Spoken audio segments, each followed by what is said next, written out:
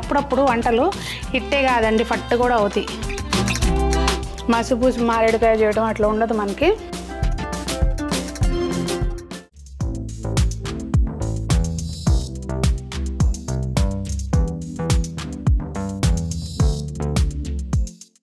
పెద్దలందరికీ నమస్తే, పిల్లలందరికీ హాయ్. ఎలా ఉన్నారండి? అందరూ బాగున్నారా?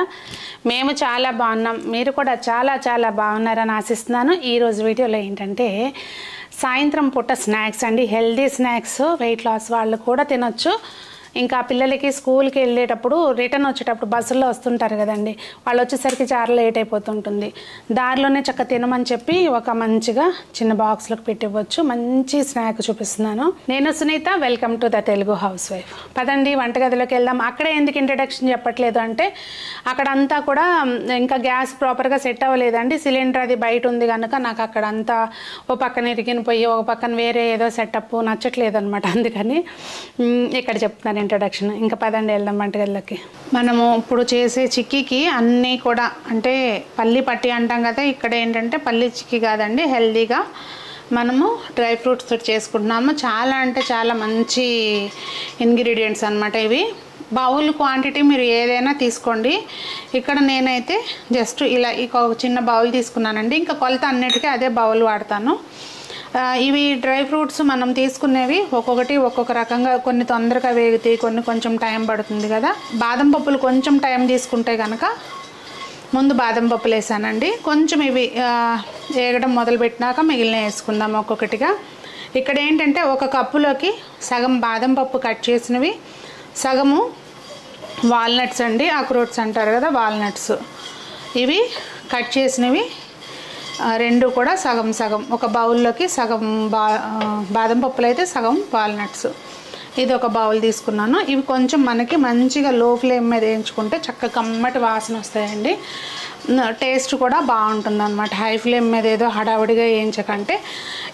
ఏదైనా కూడా మనం చేసే స్వీట్స్ టేస్ట్ ఏంటంటే మనం వేయించే ప్రాసెస్లోనే టేస్ట్ అంతా ఉంటుందండి.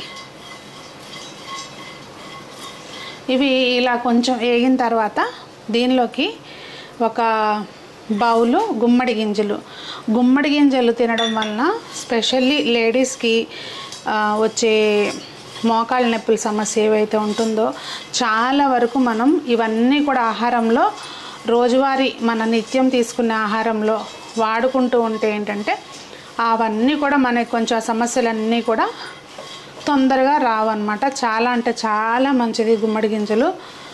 అసలు మామూలుగా ఇవన్నీ కాకపోయినా కానండి ఏంచి బౌల్లో పోసుకుని నియమంగా రోజు ఒక స్పూన్ గింజలు అలా సాయంత్రం స్నాక్ కింద నవిలి చూడండి, ఆ వేరియేషన్ ఏంటనేది మీకే తెలుస్తుంది.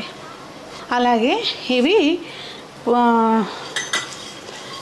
సన్ఫ్లవర్ సీడ్స్ అండి, పొద్దుతిరుగుడు గింజలు. ఇవి ఇందులో ఏవి లేకపోయినా కూడా స్కిప్ చేసుకోవచ్చు అండి. మెయిన్ ఇంగ్రీడియంట్స్ వచ్చేసి గుమ్మడి గింజలు, నువ్వులు. మిగిలినవి ఏదైనా లేదు అంటే కనుక అవి తగ్గించుకుని వేసుకోవచ్చు. ఓన్లీ గుమ్మడి గింజలతోటైనా చేసుకోవచ్చు. ఉట్టి గింజలు పిల్లలు తినట్లేదు అనుకుంటే కనుక చక్కగా ఇట్లా చేసి పెడితే హ్యాపీగా తింటారండి.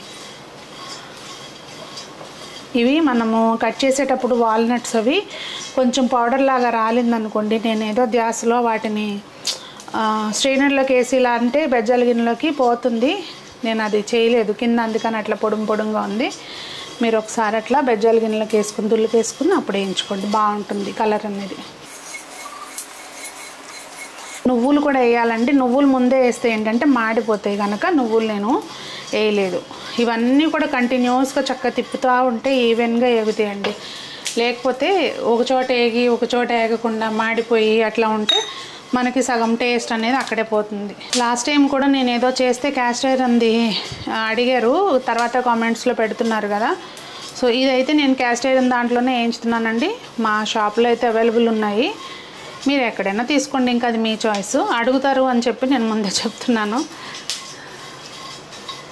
ఇంక ఇప్పుడు ఇవి ఆల్మోస్ట్ వేగిపోయినాయి అనుకున్నప్పుడు, దాదాపుగా మంచిగా వేగినాయి అనుకున్నప్పుడు అప్పుడు మనం నువ్వులు ఇంకా చియా సీడ్స్ వేసుకోవాలండి. చియా సీడ్స్ లేదు అనుకుంటే కనుక ఫ్లేక్ సీడ్స్ ఉన్నా కూడా వేసుకోండి, అవిసె గింజలు చాలా మంచిది. ఇప్పుడైతే నువ్వులు వేసాను, నువ్వులు తొందరగా వేగిపోతాయి కదండి, అన్నీ కూడా ఏదైతే కప్పు కొలత తీసుకున్నానో అదే కప్పుతోటండి. ఇంకా ఏది కొన్ని తక్కువ కొన్ని ఎక్కువ అట్లా ఏం లేదు, అన్నీ కూడా సేమ్ కప్పుతోటి కొలత. ఇది చియా సీడ్స్ చెప్పాను కదండి. ఒకవేళ ఇవి లేవు అంటే కనుక స్కిప్ చేయొచ్చు. ఇవన్నీ కూడా వెయిట్ లాస్ మేనేజ్మెంట్కి కూడా హెల్ప్ అవుతాయండి. ఈవినింగ్ వెయిట్ లాస్ ప్రోగ్రాంలో ఉన్నవాళ్ళు సాయంత్రానికి ఆకలేసింది అనుకోండి, చిన్న ముక్క ఇది తింటే మనకి ఆకలి తీరుతుంది, అలాగే ఆ స్వీట్ తినాలి అన్న క్రేవింగ్స్ కూడా తగ్గిపోతాయండి. చక్కగా ఇవన్నీ కూడా మంచి వాసన వచ్చే వరకు దోరగా అయ్యే వరకు మంచిగా వేయించుకోవాలి. తర్వాత గ్యాస్ ఆఫ్ చేసుకొని వీటిని చల్లారడానికి వేరే దానిలోకి షిఫ్ట్ చేసుకోవాలండి. ఇప్పుడు బెల్లం అయితే ఒకటికి ఇట్లా 30 వంతు అని చెప్పొచ్చు. అంటే ఇక్కడికి మనకి 5 రకాల డ్రై ఫ్రూట్స్ 5 కప్పులు తీసుకున్నాం కదండి. సో బెల్లం అయితే నేను ఇక్కడ 3 కప్పులు తీసుకున్నాను. చక్కగా మంచిగా వాటర్ ఏమి వేయలేదు. దీన్ని లో ఫ్లేమ్లో చక్కగా కరగనిచ్చేసి పాకం పట్టుకోవాలి. ఒకవేళ బెల్లం బాగాలేదు, కొంచెం తరకలు ఉన్నాయి అనుకుంటే కనుక కొద్దిగా వాటర్ చుక్కేసుకొని ఒక్కసారి మెల్ట్ అయిన తర్వాత మంచిగా వడకట్టేసుకోవాలండి. లేదు అంటే ఇలాగే కంటిన్యూ అయిపోవచ్చు. ఇక్కడైతే బెల్లంలో కొంచెము నలకలు అయితే ఉన్నాయి. సో ఒకసారి కరిగిన తర్వాత వడకట్టేసుకుని అప్పుడు మళ్ళీ పోస్తానండి. చక్కగా అట్లా వడకట్టిన తర్వాత పాకం ఉడుకుతుంది కదండి. మనం పాకం చెక్ చేసుకోవడానికి పక్కనే ఒక బౌల్లోకి ప్లేట్లోకి వాటర్ తీసి పెట్టుకోవాలి రెడీగా. వాటర్లో వేసుకొని చెక్ చేసుకోవాలి. మనకి ఇదేంటంటే బాగా కరకరలాడే టైపు చేస్తున్నాము, బయట మార్కెట్లో దొరుకుద్ది కదండి ఆ టైపు. సో పాకం అనేది చక్కగా రావాలి. అలాగే ఒక ప్లేట్లోకి కొంచెం నెయ్యి రాసుకొని రెడీగా పెట్టుకుంటే అవ్వంగానే చక్కగా దానిలోకి వేసుకోవచ్చు. పాకం ఉడికేటప్పుడు దీనిలోకి ఒక స్పూను నెయ్యి వేసుకుంటే ఏంటంటే మంచి షైనింగ్ అనేది వస్తుంది. మన పాకము బాగుంటుంది అన్నమాట, టేస్ట్ కూడా కమ్మగా ఉంటుంది. ఇప్పుడు ఇక్కడ మీకు పాకం వచ్చినట్టే, కంటికి అయితే పాకం వచ్చినట్టే అనిపిస్తుందండి. కానీ మనం చెక్ చేసుకోవాలి. చూడండి, ఇట్లా కొన్ని వాటర్ తీసుకుని పాకం చెక్ చేసుకునేటప్పుడు మనకి డౌట్ వచ్చిందనుకోండి, పాకం అయిపోయిందేమో అన్న డౌట్ వస్తే కనుక గ్యాస్ ఆఫ్ చేసి చెక్ చేసుకుంటే సరిపోతుందండి. నేను ఒకసారి చూపిస్తాను మీకు కరెక్ట్గా ఎట్లా రావాలనేది. దగ్గరికి వస్తుంది కానీ మనకి ఎట్లా అంటే చేతితోటి ఇలా విరిస్తే విరిగేటట్టు ఉండాలన్నమాట. ఉండపాకం ఇది దగ్గరికి వచ్చింది, జస్ట్ ఉండపాకం వచ్చింది కదా, ఇంకా రావాలి. నెయ్యి వేసాం కదండి, భలే మంచి వాసన వస్తుంది సూపర్గా. యూజువల్గా నేను అసలు ఇవి వాడనండి, జస్ట్ ఏంటంటే ఇందులో సౌండ్ రాకుండా ఉంటుంది అన్న ఉద్దేశంతో ఇవి వాడతాను తప్పించి యూజువల్గా నేను అసలు ఇవి వాడిన ఈ స్పాచులాలు ఇవి. పాకం కొంచెంగా చెక్ చేసుకుంటూ ఉండాలండి. తీసుకుని వాటర్లో వేసుకుని, వాటరు కూడా వేడెక్కుతాయి కనుక ఒక 2 టైమ్స్ చెక్ చేసినాక మళ్ళీ మనము వాటర్ మార్చుకోవాలన్నమాట. ఇంక ఇది ఆల్మోస్ట్ వచ్చింది నాకు తెలిసి. కానీ ఇదిగోండి ఇట్లా అవ్వద్దు, ఇట్లా అవ్వకుండా టక్కన ఇరిగిపోవాలన్నమాట. ఇంకా జస్ట్ ఒక 2 minutes అంతే. ఇది కొంచెం పాకం తిప్పుకునేటప్పుడు జాగ్రత్త అండి. కొంచెం ఇట్లా హైట్ ఉన్న బౌల్ పెట్టుకుంటే ఏంటంటే చిందకుండా ఉంటుంది. మీద పడిందా ఇంకింతే సంగతులు, తోలు ఊడిపోవడమే.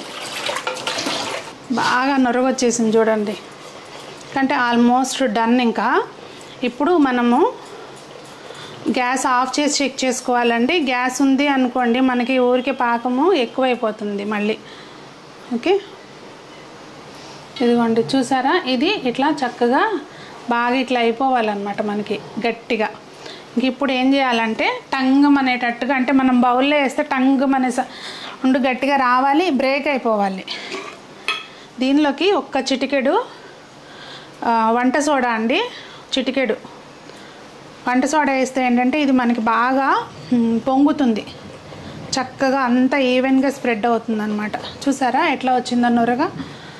గ్యాస్ ఆఫ్ చేసేసుకుని కొంచెం యాలకుల పొడి వేసుకోవాలండి. చూసారా అసలు ఎట్లా పొంగిందో మనకి, అలా అవుతుంది అనమాట. యాలకుల పొడి వేసుకుని ఇంక ఇప్పుడు ఈ వేయించి చల్లార్చుకుని పెట్టుకున్నాం కదా డ్రై ఫ్రూట్స్, ఇవన్నీ కూడా వేసుకుని మంచిగా కలుపుకోవాలి. ఇప్పుడు మనం చేతికి కొంచెం ఫాస్ట్గా పని చెప్పాలన్నమాట. లేదంటే నాన్ స్టిక్లో చేసుకుంటే బాగా అంటకుండా వస్తుందండి. కాకపోతే మనము హెల్దీ డిష్ చేసుకుంటున్నాం కదా, అందుకని నాన్ స్టిక్స్ వాడట్లేదు కనుక దీనిలోకి వేస్తాను నేను. చక్కగా ఇప్పుడు దీన్ని మనం ముందే గ్రీజ్ చేసి పెట్టుకున్న బౌల్లోకి షిఫ్ట్ చేసుకోవాలండి.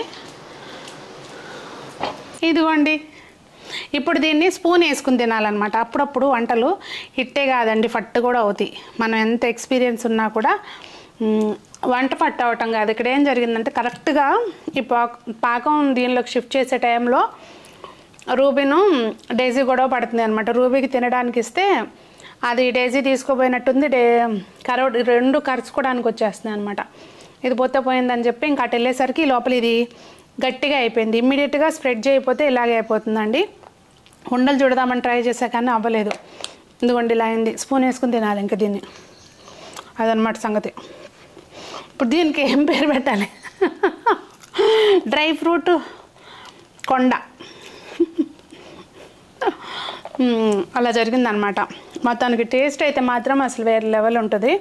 అంటే ఒకటండి, మనము కంటిన్యూస్గా బయట ఫుడ్ తినడానికి అలవాటు పడిపోయి ఈ బాదం ఏవైతే గుమ్మడి గింజలు ఇవి ఉన్నాయో అవి తినడానికి ఇష్టపడరు పిల్లలు. మామూలుగా ఇస్తే కనుక అదే రోస్ట్ చేసి తినేయచ్చు మనమైతే. కానీ పిల్లలకి ఏంటంటే అన్నీ కొంచెం చూడడానికి కంటికి బాగుండాలి, తినడానికి బాగుండాలి, ఇట్లా అన్నీ ఉంటాయి కదా వాళ్ళకి రిక్వైర్మెంట్లు. అలాంటప్పుడు చక్కగా హ్యాపీగా ఇలా చేసి పెట్టండి. కాకపోతే పాకం అది కరెక్టేనండి, మీకు ఇమ్మీడియట్గా షిఫ్ట్ చేసి స్ప్రెడ్ చేసేయాలి. నాకు అలా వెళ్ళి ఇలా వచ్చే లోపల ఇలా అయిపోయిందనమాట. చూసుకొని చేసుకోండి. మళ్ళీ దీన్ని ఇంకొకసారి నేను చేయడం ఎందుకు, మీకు తెలుసు కదా, ఏది ఎట్లా ఉంటే అట్లాగే చూపిస్తాను. మసిపూసి మారేడుకాయ చేయడం అట్లా ఉండదు మనకి. మరి ఈ రోజుకి వీడియో ఇదేనండి. మీకు ఎలా అనిపించింది అనేది కామెంట్ చేయండి. మీకు ఇలాంటి ఎక్స్పీరియన్స్లు ఏమైనా ఉంటే కూడా తప్పకుండా షేర్ చేయండి. అందరూ బాగుండాలి, అందులో మనం ఉండాలి అని కోరుకుంటూ మీ సునీత.